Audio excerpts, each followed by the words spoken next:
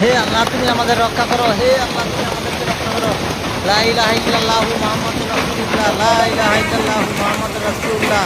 আল্লাহ তুমি আমাদেরকে রক্ষা করো, আল্লাহ এই ফসল ফলাতে তুমি আমাদেরকে রক্ষা করো।